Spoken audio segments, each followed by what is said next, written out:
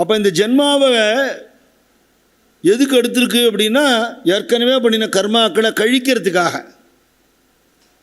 கழிக்கிற இடத்துக்கு வந்துட்டு புதுசாக பாவத்தை பண்ணி அடுத்தடுத்த ஜென்மாவுக்கு நம்ம விதை போட்டுட்டே போகிறோம். சஞ்சிதம்னு கர்மாவை மூணாக பிரிப்பா. சஞ்சிதம்னு ஒன்று, பிராரப்தம்னு ஒன்று, ஆகாமின்னு ஒன்று.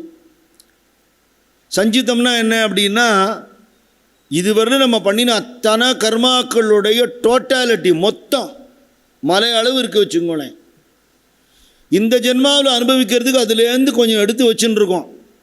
இந்த கட்டட வேலை பண்ணும்போது சிமெண்ட்டு குமிச்சு வச்சுருப்பான், அதுலேருந்து ஒரு பாண்டாக எடுத்துன்னு வருவான் பாருங்க. அப்போ அப்போதைக்கு எடுத்துன்றது பிராரப்தம்.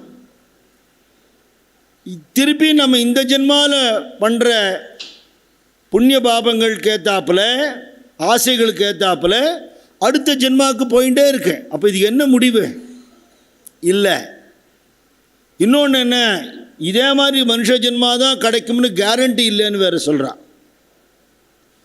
ஏன்னா ஒரு உயர்ந்த ஜென்மாவை கொடுத்தேன், அது நீ பயன்படுத்திக்கல, அவனுக்கு திருப்பி அது ஏன் கொடுக்கணும்னு பகவான் நினைப்பார்னு சொல்கிறான்.